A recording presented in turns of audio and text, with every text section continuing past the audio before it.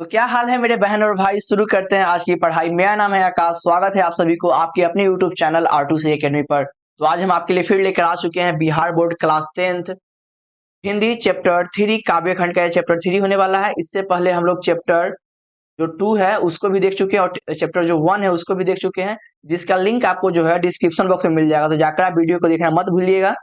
और उसमें आपको पीडीएफ का भी लिंक मिल जाएगा, यानी कि इस वीडियो का पीडीएफ को अगर आप डाउनलोड करना चाहते हैं तो उसका भी लिंक इसके डिस्क्रिप्शन बॉक्स में मिल जाएगा, जहां से आपको R2C एकेडमी मोबाइल ऐप को डाउनलोड करना है और उस ऐप में आपको इसका पीडीएफ मिल जाएगा। तो जाइए फटाफट प्ले स्टोर पे और डाउनलोड कीजिए R2C एकेडमी मोबाइल एप्लीकेशन को।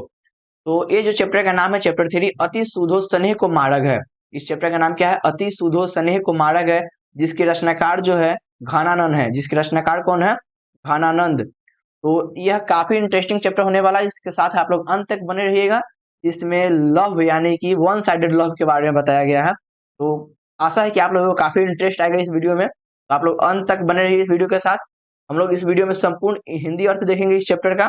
तो चलिए हम लोग बढ़ते हैं सबसे पहले लेखक की तरफ, यानी कि लेखक की जानकारी लेते हैं। लेखक कौन थे, लेखक का जन्म कब हुआ था, लेखक क्या करते थे, इस सभी के बारे में हम लोग देखते हैं। तो चलते हैं सबसे पहले लेखक की तरफ। तो लेखक का जो नाम है घनानंद है, और जिनका जो जन्म है और जिनका जो जन्म बताया जाता है वो बताया जाता है 1600 कितना बाबू 89 में। 1689 में बताया जाता है, यानी कि अनुमानित है इसके आसपास के करीब में। 1689 भी हो सकता है, 1690 भी हो सकता है, 1688 भी हो सकता है। समझ रहे बात को? तो इनका जन्म जो है 1689 के आसपास में हुआ है, और इनका मृत्यु जो है 1739 को हुआ है। 1739 को मृत्यु हुआ है। मृत्यु नहीं बल्कि हत्या किया गया है नादिर शाह के सिपाहियों के द्वारा।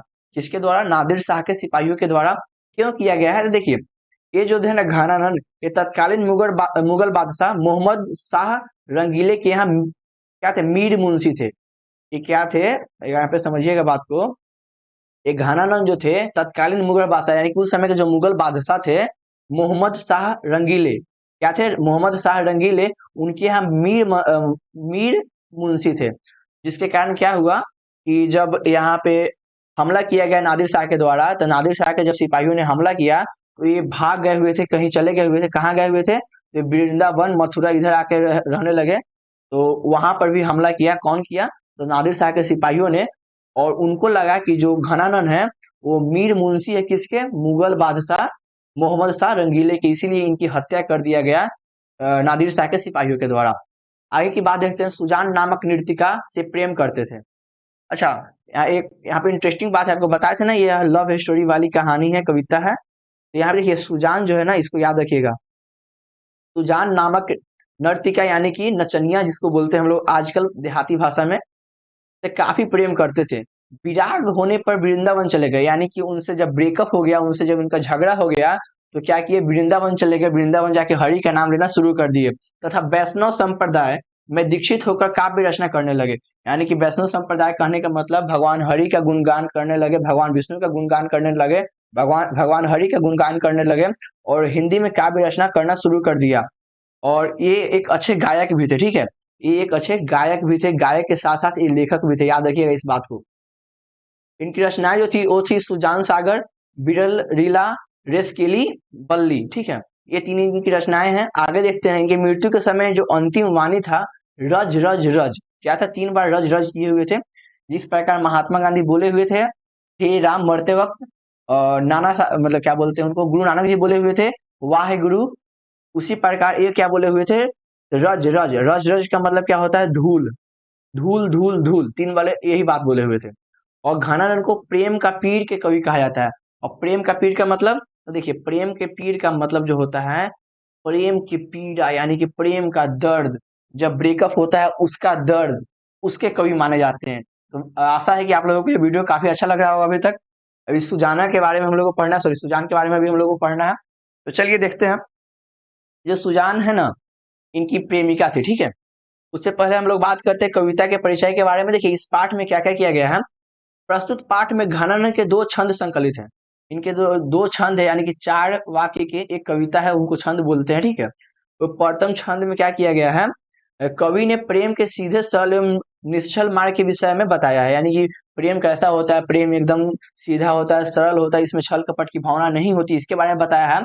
और द्वितीय छंद में क्या किया? विरह वेदना को व्यतीत अपने हृदय की पीड़ा को कलात्मक रंग में से अभिव्यंजित किया है। यानी कि जब इनका ब्रेकअप हुआ तो इनके दिल में क्या दर्द हुआ, क्या उत्पन्न हुआ, ये सभी अपनी पीड़ा को बताए हैं सेकंड छंद में। तो चलिए हम लोग बात करते हैं पोयम के बारे में। तो देखिए पहला जो है ना अति सुधो स्नेह को मारग है। पहला पोयम क्या है? अति सुधो स्नेह को मारग है। इसके बारे में देखते हैं। देखिए लाइन क्या कहता है? अति सुधो स्नेह को मारग है जहां नेकू स्यानप बाक नहीं। यानी कि अति सुधो स्नेह को मारग है जहां नेकू स्यानप बाक नहीं, तहां साचे चले ताजी आप न पो झुझके कपटिल जे निशाक नहीं। फिर से समझते हैं इसको। देखिए क्या कर रहा है? अति सुधो स्नेह को मारग है, यानी कि अति मतलब क्या होता है? बहुत। सुधो मतलब क्या होता है? अमृत, यानी कि बहुत सरल, यानी कि बहुत अमृत है। स्नेह यानी कि प्रेम का मार्ग। जो प्रेम का मार्ग होता है वो काफी सरल होता है। जहाँ नेकू सैनप बाक नहीं, जहाँ पे छल कपट की भावना जो होती है वो नहीं होती है। जहाँ पे क्या होता है? सैनप नहीं होता है, छल कपट की कोई भावना नहीं होती है। यहाँ पे टेढ़ापन नहीं होता। सैनप मतलब क्या होता है? टेढ़ापन नहीं होता है। ठीक है। तहा साचे चले तजी, तहां साचे चले तजी आपन नपो झुझके, आपन नपो झुझके कपटी जे निशाक नहीं। यानी कि जहां जिस प्रेम के रास्ते पे कौन चल सकते हैं? जो अपना अभिमान जो होता है उस त्याग देते हैं, जो झुझकापन जो होता है उसको त्याग देता है, जिनका अंदर से कपट की भावना है वो समाप्त हो जाती है, वही इस प्रेम के रास्ते पे चल सकते हैं। तो इसका हिंदी अर्थ देखते हैं। क्या कहते हैं? कवि घनानंद कहते हैं कि प्रेम का मार्ग अति सीधा और सुगम होता है। सुगम मतलब सरल होता है, जिसमें थोड़ा भी टेढ़ापन नहीं या धूर्तता नहीं होती है। जिसमें थोड़ा भी टेढ़ापन या धूर्तता नहीं होती है, उस पथ पर वही व्यक्ति चल सकता है जो अभिमान नहीं रखते हो, जो झिझकते नहीं हो, जो शंका मुक्त हो, अर्थात जिसका हृदय निर्मल है तथा अपने आप को पूर्णतः समर्पित कर दिया है। यानी कि प्रेम के रास्ते पर वही व्यक्ति चल सकते हैं जिनका हृदय साफ है और जो शंका नहीं करते हैं अपनी प्रेमी या प्रेमिका पे। वैसे व्यक्ति ही प्रेम की राह पर चल सकते हैं। क्लियर है यहाँ तक? आगे बात करते हैं हम लोग। आगे की लाइन जो है कहते हैं, घनानंद प्यारे सुजान सुनो यहाँ एक ते दूसरो आंक नहीं। घनानंद प्यारे सुजान सुनो यहाँ एक ते दूसरो आंक नहीं। यानी कि घनानंद कहते हैं प्यारे सुजान, उनकी जो प्रेमिका है सुजान है, देखिए इनका ब्रेकअप हो चुका है। वो क्या बोलते हैं अपनी सुजान को, यानी कि अपनी प्रेमिका को, यानी कि अपनी रनिया को क्या बोलते हैं? देखिएगा यहाँ पे घनानंद क्या कहते हैं अपनी रनिया को, यानी कि अपनी सुजान को कहते हैं, प्यारे सुजान हमारे दिल में तुम्हारे सिवा और कोई नहीं है। लेकिन यहाँ पे अगला लाइन क्या कहता है? तुम कौन धो पाटी पढ़े हो, कहो मन लेहू पै देहू छटाक नहीं। यानी कि तुम कौन धो पाटी पढ़े हो, कहो मन लेहू पे देहू छटाक नहीं। इसका मतलब है कि तुम हमसे प्रेम तो ले लेते हो, लेकिन जब तुम्हारी बारी आती है तो तुम प्रेम देने से इकराते हो, मना करते हो, नहीं देते हो। तुम हमसे पूरा प्रेम लेते हो लेकिन तुम नहीं देते हो प्रेम को। ये बात कह रहे हैं कौन? घनानंद कहते हैं। इसका हिंदी अर्थ देखते हैं। देखिए ब्रेकअप होता है लड़का लड़की का, तीसरी पैर का होता है। आप लोगों को भी कहते हैं कि आप लोग भी दूर रहिए। ये जो मतलब मेरे बाबू ने थाना थाया वाला बात है ना, उससे दूर रहिएगा तो फायदा रहेगा, क्योंकि इस समय कुछ नहीं रखा हुआ है। देख सकते हैं घनानंद जी के साथ क्या हुआ। घनानंद जी का जब ब्रेकअप हुआ तो हरि का नाम जपना शुरू कर दिए। आपका ब्रेकअप हुआ तो क्या आप यूपीएससी करेंगे? नहीं ना। तो आप भी पढ़ाई कीजिए, पढ़ाई पर ध्यान दीजिए और पढ़ाई में इंटरेस्ट रखिए, बेहतर रहेगा। ये सभी में मेरे भाबू ने थाना था या उस सभी में कोई कुछ नहीं रखा हुआ है। तो आप लोग बने रहिए इस वीडियो के साथ, और भी मजा आने वाला आगे इस वीडियो में। देखिए इसका हिंदी अर्थ देखते हैं। घनानंद जी कहते हैं, प्यारी सुजान सुनो, ये यहाँ पे संबोधन कर रहे हैं, सुनो हमारे दिल में तुम्हारे सिवा किसी दूसरे का स्थान ही नहीं है। हर एक लड़का हर एक लड़की को इसी प्रकार कहता है कि तुम्हारे लिए मेरे दिल में किसी और के अलावा, मतलब तुम्हारे अलावा किसी का स्थान ही नहीं है। केवल तुम ही तन में बसी हो। क्या कहते हैं? केवल तुम मेरे तन मन में बसी हुई हो। लेकिन मैं तुम्हारी चतुराई पर आश्चर्यचकित हूँ। तुमने कैसे पाठ पढ़ा है कि तुम पढ़ा है कि लेने को तो मन भर लेती हो, कि तुम मेरे से पूरे प्यार भर लेती हो, लेकिन जब देने का वक्त आता है तो छटाक का भी त्याग नहीं करती हो, अपने घमंड का भी त्याग नहीं करती हो। ये बात कह रहे हैं कौन? घनानंद साहब कह रहे हैं। चलिए अब अगला बात देखते हैं। अगला जो इनका पोयम है इसी में जो है वो है, मो आंसू आंसुवाहिनी ले बरसो। यानी कि मेरे आंसू को लेकर बरसो। ये किनको कह रहे हैं, ये किनको कहना चाह रहे हैं, इसको भी देखते हैं। देखिए हर एक कोई का जब ब्रेकअप होता है तो क्या कहते हैं? अपना दुख पीड़ा समझ सुनाते हैं। उसी प्रकार जब घनानंद जी का भी ब्रेकअप हुआ है, जब उनका विराग हो गया है और जब दोनों को बिगड़ा हो गया है, तो किस प्रकार अपनी कल्पना है, जो अपनी हृदय की दुख है, अपनी पीड़ा है, उसको व्यतीत किए हुए हैं, उसको देखते हैं इस पंक्ति के माध्यम से। देखिए यहाँ पे क्या कह रहा है, पर का जही देह को धारी, पर का जही देह को धारी फिरो, परजन्य जथारथ है दर्शो। पर का जही देह को धरी फिर जो, परजन्य जथारथ है दर्शो। निधि निर्सुधा की समान कैसे सबकी विधि सजनता सरसो।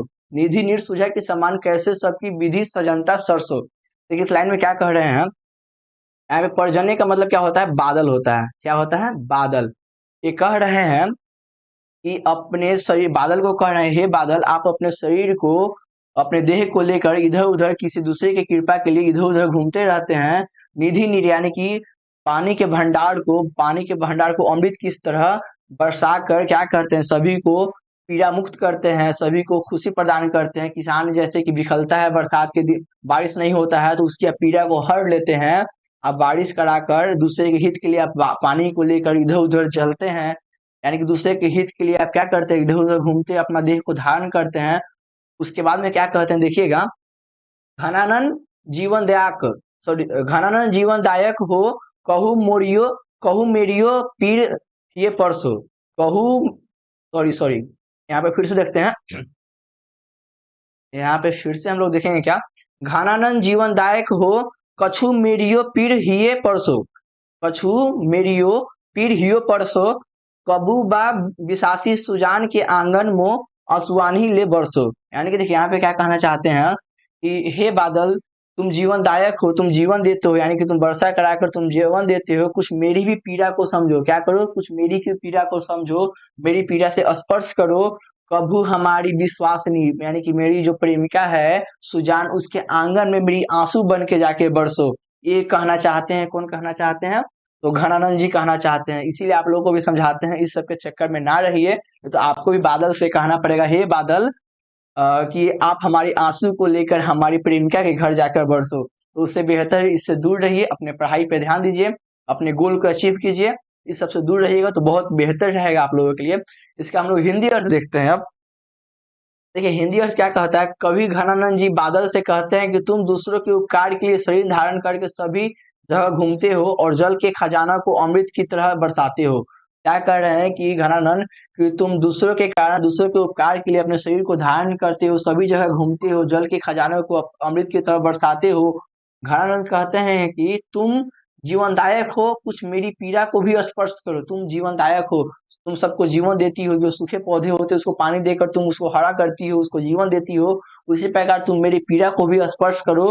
कभी मेरी विश्वासी, यानी उनका जो विश्वासी, उनकी प्रेमिका जो थी, उस सुजान के आंगन में मेरी आंसू बनकर बरसो। वो कहना चाहते हैं कि हमारे हृदय की पीड़ा को जाकर तुम हमारी सुजान के घर पर बताओ, उनको समझाओ कि हम उससे कितना प्रेम करते हैं। एक कहना चाहते हैं घनानंद। इसी के साथ यह वीडियो, एक कविता यहीं पर अंत होता है। और आपको एक बात बता दें कि अगर आपको इंटरेस्ट है, अगर आपको यह वीडियो अच्छा लगा तो वीडियो को लाइक कर दीजिएगा, अपने दोस्तों के पास शेयर भी कर दीजिएगा, ठीक है। और आप हमें सुझाव दे सकते हैं वीडियो में क्या इंप्रूवमेंट की जरूरत है। अगर आपको हमारा कोर्स अच्छा लगेगा, इस कोर्स को ले सकते हैं। इस कोर्स में आपको देखिए क्या क्या सुविधा दिया जाएगा, जिसमें एडमिशन ओपन हो चुका है, लेक्चर वीडियो दिया जाएगा। एक मिनट हम देखते हैं इसको, हाँ, इसमें क्या मिलेगा, तो इसमें आपको मिलेगा lecture video, chapter wise notes मिलेगा, उसके बाद में चैप्टर वाइज ऑब्जेक्टिव क्वेश्चन मिलेगा, चैप्टर वाइज क्वेश्चन आंसर मिलेगा, चैप्टर वाइज एनसीईआरटी का क्वेश्चन आंसर मिलेगा, क्वेश्चन आंसर हिंदी इंग्लिश में मिलेगा, सॉरी हिंदी और संस्कृत में मिलेगा। इसका तो संस्कृत का, क्योंकि जो आपका संस्कृत का जो एग्जाम होता है वो हिंदी में होता है। संस्कृत का जो एग्जाम होता है बाबू, वो किस में होता है, वो हिंदी में होता है। संस्कृत एग्जाम का जो क्वेश्चन आंसर होता है वो हिंदी में पूछा जाता है। उसी प्रकार आपको हिंदी में मिलेगा और संस्कृत में भी मिलेगा, ठीक है। मैथ का फार्मूला ई बुक को हम लोग तैयार करेगा, तैयार हो जाता है तो भी आपको दे दिया जाएगा। मॉडल पेपर और गेस्ट पेपर भी दिया जाएगा। इसका स्पेशल प्राइस रखा गया है ओनली 499 रुपया। जो अगर आप इसको लेना चाहते हैं तो R2C Academy मोबाइल एप्लीकेशन को प्ले स्टोर से डाउनलोड कर लीजिए, वहां पे आपको ये कोर्स मिल जाएगा। कहाँ से डाउनलोड करना है, तो प्ले स्टोर पे जाना है और सर्च करना है क्या, R2C Academy। क्या करना है, R2C Academy। R2C Academy को सर्च कीजिए और वहां से इस मोबाइल एप्लीकेशन को डाउनलोड कीजिए और जाके इस कोर्स को परचेज कर सकते हैं। तो उससे पहले बता दें, अगर आपको ये वीडियो अच्छा लगा हो तो वीडियो को लाइक कर दीजिएगा, अपने दोस्तों के पास शेयर भी कर दीजिएगा। आज के लिए इतना ही, फिर मिलेंगे अगले वीडियो में। जय हिंद।